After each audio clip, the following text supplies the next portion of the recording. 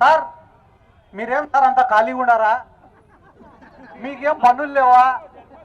మీకు ఒక శాఖ ఇచ్చినారు కదా సార్ పని చేయమని. ఆ పనులన్నీ సాలించుకొని ఈ పిల్లోని మీద ఎందుకు పడినావు సార్ నువ్వు? తప్పు కదా సార్.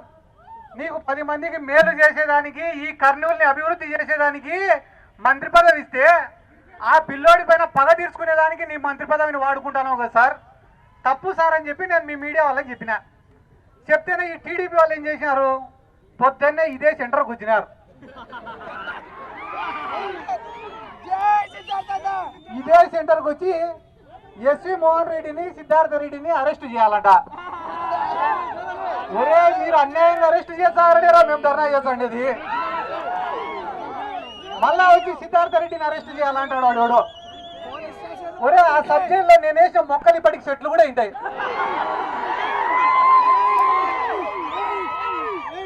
లేదు మళ్ళా కొత్తగా వచ్చి వీళ్ళు నాకు సబ్జెక్ట్ని పరిచయం చేస్తామంటే ఇక నవ్వేదానికే ఏడ్చేదానికే ఇవన్నీ.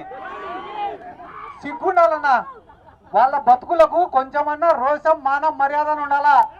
ఎస్వి మోహన్ రెడ్డిని అరెస్ట్ చేసినా ఒక అర్థం, సిద్ధార్థ రెడ్డిని అరెస్ట్ చేసినా ఒక అర్థం కాదన్నా. అమ్మాయి కూడా ఆ పిల్లోడు సతీష్ అనే పిల్లోడిని రోజు స్టేషన్ కాడికి తిప్పుతాంటే మన ఇళ్లలో పిల్లోళ్ళు లేరా అన్న? ఒక పిల్లోడు చచ్చిపోతే ఆ కుటుంబంలో ఎంత క్షోభ ఉంటుందో వీళ్ళకేం తెలుసా నా డబ్బు నెటోళ్ళకి. రోజు ₹1 కోటి ఎత్తుతా ఆడిన మినిస్టర్. వాస్తవం చెప్తా, ఒకటి రాసి పెట్టుకోదా, మీడియా వాళ్ళు ఉన్నారు, మినిస్టర్ కూడా చూస్తున్నాడు ఖచ్చితంగా. మొన్ననే ఫార్మా కంపెనీ వాళ్ళ కాడ 45 కోట్లు ఎత్తినాడు ఈయన మినిస్టర్. నారా లోకేష్ కూడా తెలియకుండా 45 కోట్లు ఎత్తినాడు. ఎత్తితే నారా లోకేష్ పిలిపించినాడు భరత్ని. పిలిపించి నాకు తెలియకుండా నువ్వు ఎట్టో ఎత్తినావు, 45 కోట్లు ఎత్తేటప్పుడు నాకు చెప్పాలన్నా లేదా అన్నాడు. అనింటే దానికి భరత్ ఏం చెప్పినాడు తెలుసా? డాడీకి చెప్పినా నేను అన్నాడు. దానికి లోకేష్ ఏమన్నాడు తెలుసా? చెప్పాల్సింది మీ డాడీకి కాదురా మా డాడీకి.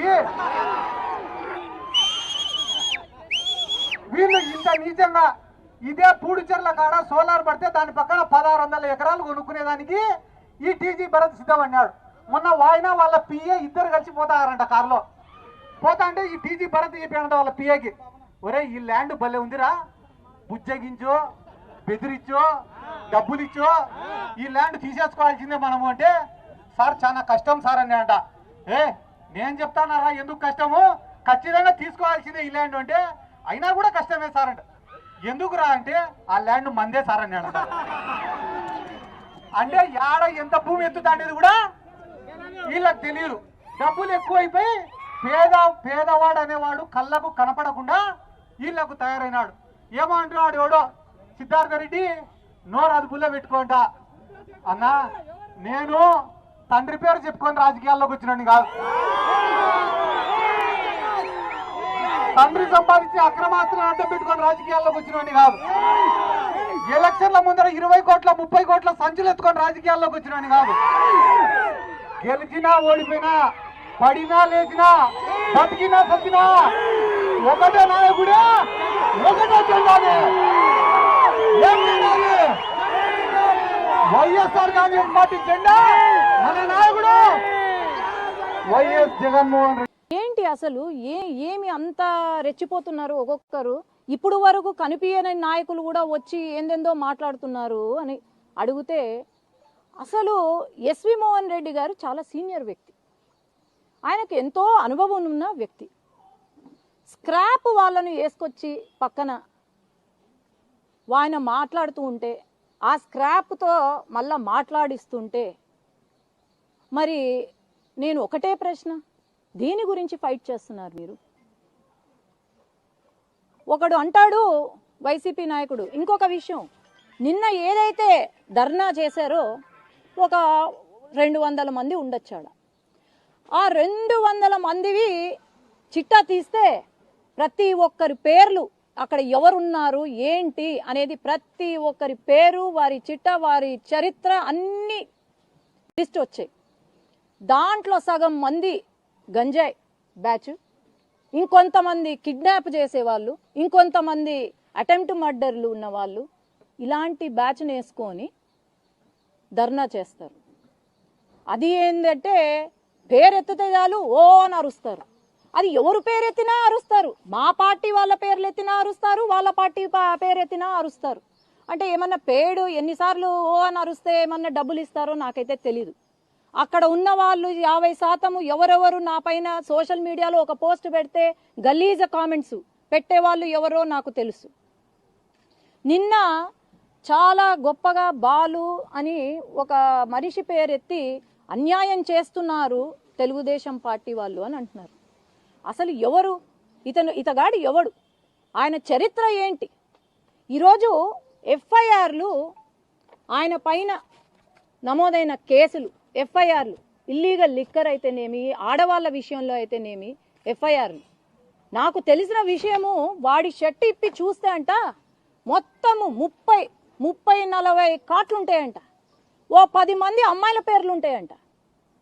ఆడు చేసేది ఏంటి అంటే అమ్మాయిలకు లైన్ వేయడము, వాళ్ళను హరాస్ చేయడము, బ్లాక్మెయిల్ చేయడము, హరాస్ చేయడము, ఇది వాళ్ళు చేసే పని. అట్లాగే మొన్న చనిపోయిన వ్యక్తి, నా కాండోలెన్సెస్ టు ద ఫ్యామిలీ, నేను వాళ్ళని ఏమీ అనట్లేదు. కానీ అన్నీ కూడా ఇప్పుడు ఒక కంప్లైంట్ వచ్చినా కూడా, లేదంటే ఎవరైనా కంప్లైంట్ వచ్చినా కూడా అన్ని రికార్డెడ్ ఉంటాయి. ఒక అమ్మాయి 112కి కాల్ చేసి ఒక హరాస్మెంట్ కేసు ఫైల్ చేయాలనుకుంది. ఆ కాల్ రికార్డింగ్ కూడా ఉంది. ఆనాడు స్టేషన్లో ఆయన ఫోన్ తీసుకున్నారు. ఆ ఫోన్లో ఏంటిరా అని చూస్తే ఎంతోమంది అమ్మాయిలను బ్లాక్మెయిల్ చేస్తూ వాళ్ళ వీడియోస్ రికార్డ్ చేస్తూ, ఆ ఫోన్లో ఆ వీడియోస్ ఉన్నాయి, రికార్డ్ చేస్తూ గూగుల్ పే, ఫోన్పే నుండి డబ్బులు తీసుకుంటూ బయటికి వచ్చింది. అది కేవలం అది బయటికి వచ్చింది అని చెప్పి ఆ ఉద్దేశంతో మరి ఏమైందో, భయపడ్డాడో మరేమో, కానీ ఇది రాజకీయం చేశారు. నేను ఒకటే అడుగుతున్నా, సూసైడ్ లెటర్ అని చెప్తున్నారు, ఎక్కడుంది సూసైడ్ లెటర్? ఒక జెరాక్స్ కాపీ చూపించి, అసలు అది ఎవరు రాశారో కూడా తెలీదు, ఇన్వెస్టిగేషన్ టీంకి ఇవ్వమంటే ఒక జెరాక్స్ కాపీ ఇచ్చి ఒరిజినల్ లెటర్ ఇవ్వమంటే ఇంతవరకు on record original suicide letter ఇవ్వలేదు. ఎందుకు? ఇలాంటి వాళ్ళ కోసమా వైసీపీ వాళ్ళు ఇలాంటి అమ్మాయిలను వేధించి అమ్మాయిలను బ్లాక్మెయిల్ చేసే వెధవల కోసమా నిన్న ధర్నా చేసింది వైసీపీ వాళ్ళు అని నేను ప్రశ్నిస్తున్నా. ఏమంటారు? ఎక్కడో మొక్కేసి వచ్చినాడంట జైల్లో, 2014లోనే మొక్క వేసి వచ్చినాడంట, ఇప్పుడు మానేయి ఉంటుందంట. నీకు అంత దూలం ఉంటే, అంత జిల ఉంటే, ఆ మొక్కను ఆ మానుగా మారిందా లేదా అని చూసుకోవడానికి పోవాలనుకుంటే పోయి చూసుకొని రా.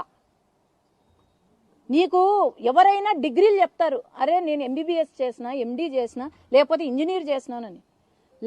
వీళ్ళు ఏంటంటే నేను పుట్టినప్పటి నుంచి జైలే చూసిన, నేను పెరిగిన తర్వాత కూడా జైల్లోనే ఉన్నా, లేదు రిటైర్మెంట్ తర్వాత జైల్లోనే ఉంటాను. ఇదా రాజకీయం అంటే? ఇదా వీళ్ళు చేసేది?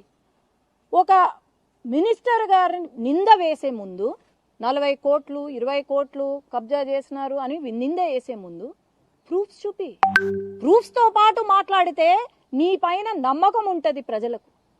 ఒక ఆర్యవైశ్య కమ్యూనిటీకి సంబంధించిన ఒక మినిస్టర్, మనకందరికీ తెలుసు, ఈ దేశంలోనే మొత్తం ఆర్యవైశ్యులు, ఎవరైనా దేవుడికి భయపడి భక్తి ఉన్న వ్యక్తులు అంటే ఆర్యవైశ్యులు.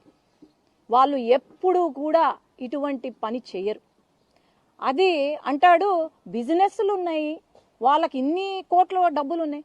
అరే వాళ్ళ బిజినెస్లు వాళ్ళు కష్టపడి వాళ్ళు సంపాదించుకున్నారు, నీకేం సంబంధం అయ్యా? మళ్ళీ ఇంకో మాట కూడా అండ్రి, ఏందో నాకు అర్థం కాలే ఈ విషయం. ఇది జగన్మోహన్ రెడ్డి గారు చాలా క్లియర్ కట్గా వినాలి. కొంతమంది నాయకులంట తండ్రి పేరు పెట్టుకొని రాజకీయంలోకి వచ్చినారంట, తండ్రి పేరు చెప్పుకొని రాజకీయం ఏదో తండ్రి డబ్బులు వాడుకొని రాజకీయంలోకి వచ్చినారంట. మరి మీ గురించే అనుకుంటా జగన్మోహన్ రెడ్డి గారు, వీళ్ళు పులివెందలో కూడా తిష్ట వేసి ఏమన్నా ఇది చేసేలాగున్నారు. మరి జగన్మోహన్ రెడ్డి గారు, వైఎస్ రాజశేఖర్ రెడ్డి గారు వారి తండ్రి పేరు చెప్పుకొనే రాజకీయాల్లోకి వచ్చాడు.